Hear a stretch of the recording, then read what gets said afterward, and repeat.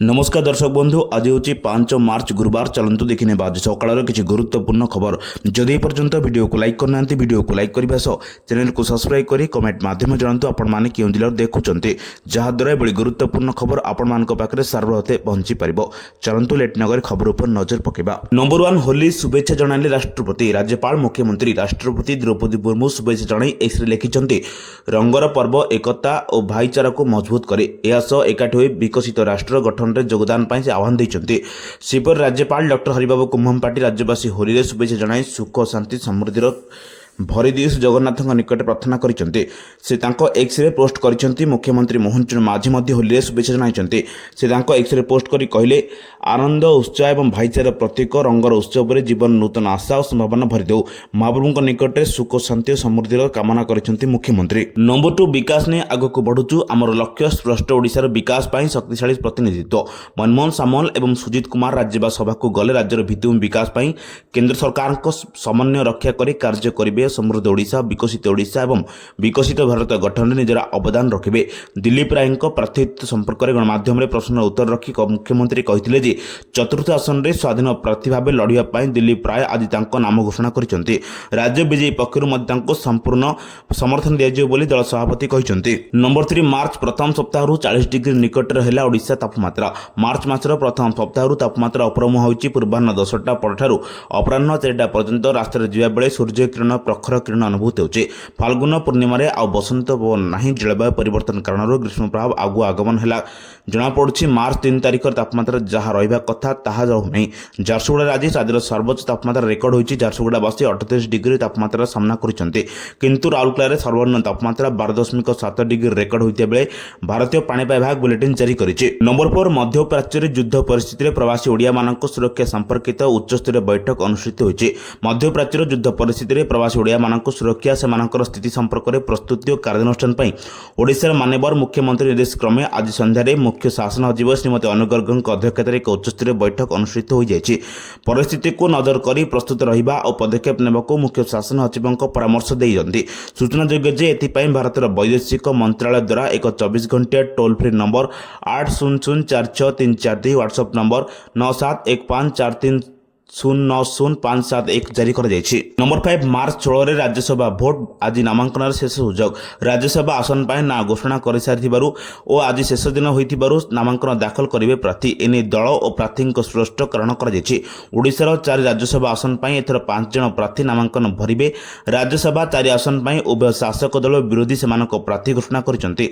चतुर्थ आसन पर 2 जनक ना स्पष्ट हो सारिछि। बीजेपी मनमोहन सामल सुजित कुमार बीजेडी संतृप्ति मिश्र जवान कैंडिडेट तत्वरा होता और स्वाधीन प्रार्थी दिलीप राय नामांकन दाखल करेंगे। राज्यसभा आसन पर ना घोषणा सरी किंतु फेब्रुआरी 26 विज्ञप्ति प्रकाश पाई एपर्यंत कि नामांकन दाखल नहांती। नंबर 6 ओडिशा आसिबे केंद्र गृहमंत्री अमित शाह ट्राफिक एडवाइजर जारी केंद्र गृह तथा समवाय मंत्री अमित शाह आसंता 5 और 6 मार्च में 2 दिनिया ओडिशा गस्त आसुचंती। एही गस्त काल में से भुवनेश्वर कटक और पारादीप विभिन्न सरकारी कार्यक्रम में जोगदेवे। अमित शाह सुरक्षा को दृष्टि रखी आज कमिशनरेट पुलिस पक्षर कार्केट रियल सेल होइछि। एक अंचल को ड्रोन मुक्त अंचल भाव घोषणा कर डीसीपी कहते। ट्राफिक एडवाइजर मध्य जारी कर भारी जान चलाचल उपर कटकणा जारी कर सूचना मिली। नंबर 7 पांजी भयंकर भविष्यवाणी दोल पूर्णिमा पांजी पाठ करुच्ची। ओडिशा बात्या बन्या घूर्णिझड़ भूमिकंप भली विपर्यय सम्मुखीन होब। राज्य में महामारी व्यापार आशंका रही विपर्यय जो उत्पादन कम एफल दरकारी सामग्री दरदाम बढ़िपारे। राज्य सरकार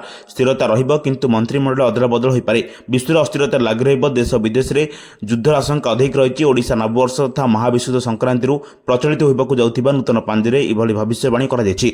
द्रौपदी पंजीकार माने ठाकुरଙ୍କ आगरे सबु तथ्य रखिछन्ति। Corporate Bhubaneswar capital region ring road प्रकल्प पई एनएचआई चुक्तिनामा प्रदान होइछि। एनएचआई ओडिशार 6 lane greenfield capital region ring road प्रकल्प निर्माण पर एलओपी जारी करिछि। प्रकल्पर 3टी पैकेज रे रामेश्वरम टांगी पर्यंत 11 किलोमीटर लंबा रिंग रोड निर्माण हेबो।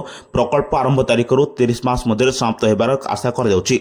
ओडिशा रामेश्वर बिलीपड़ा पर्यंत 40 किलोमीटर लंबा 6 लेन सेक्शन निर्माण पर मेसर्स पटेल इंफ्रास्ट्रक्चर्स लिमिटेड को प्रदान कर जाइछि। प्रकल्पर उभय पार्श्व 12.4 किलोमीटर लंबा सर्विस रोड 2टी इंटरचेंज आरडीओ आरओबी 10टी छोट सेतु 142टी कलभर्ट्स गोटे वेबसाइट सुविधा 7टी एलिवेटेड अंडरपास और 8टी VUC एलभियूपी एवं एसबीयूपी रही। नवोन्नयन मंत्री सुरेश पूजार असुस्थ, एम्स रे भर्ती। राजस्व मंत्री सुरेश पूजार असुस्थ हो पड़ते। मंगलवार सन्ध्यारे हठात तांकर छाती जंत्रणा होता, पर भुवनेश्वर स्थित एम्स रे भर्ती कर खबर लेखा हेबा सुद्धा तांकर एम्स रे चिकित्सा चली। वर्तमान एम्स पक्षरु तांकर स्वास्थ्यावस्था ने कौन अपडेट आसी ना।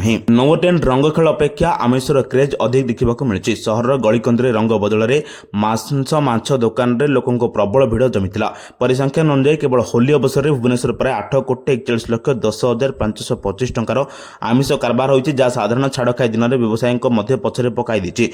चलित वर्ष खासी मांस दर आकाश छुआ होते ग्राहकों उत्साह कमी नथिला। केजी प्रति 850 ରୁ 900 टंका दर में प्राय 60.3 टन खासी मांस बिक्री होता। केवल खासी मांसरू व्यवसायी मैंने प्राय 3,40,40,000 टंका संग्रह करछंती। नंबर 11 होली राज्य कर्मचारी को बड़ उपहार। 3% बढ़िला डीए। होली अवसर में मध्य प्रदेश सरकारी कर्मचारी और पेंशनभोगी एक गुरुत्वपूर्ण खुशी खबर मिली। मोहन यादव नेतृत्वाधीन राज्य सरकार महंगा भत्ता डीए 3% वृद्धि घोषणा करछंती। निष्पत्ति द्वारा 7 लाख रु अधिक कर्मचारी और लक्ष लक्ष पेंशनभोगी सीधासलख लाभ पाइबे। महंगा भत्ता एवं 55% ରୁ 58% को वृद्धि पाई। उत्पादनकालीन रिलीफ कमिशन एक उपहार ठार कम नुहे। राज्य सरकार स्पष्ट कर मध्यप्रदेश कर्मचारी केंद्र सरकार कर्मचारी मान प्रदान कर महंगा भत्ता पाइबे। कर्मचारी संगठन गुड़िक दीर्घ दिन में दाबी उठी आसला। यह गुरुत्वपूर्ण खबर पाइबा आम चैनल से जोड़ी रुहतु। जदि पर्यंत वीडियो को लाइक करना, वीडियो को लाइक करने सह चैनल को सब्सक्राइब करी कमेंट माध्यम जानतु आपण माने केउ जिला देखुचंते, जहाद्वारा एभली गुरुत्वपूर्ण खबर आपण मानक पाखे सर्वप्रथम पहुंची पारिबो। ब्यूरो रिपोर्ट, सावधान ओडिशा।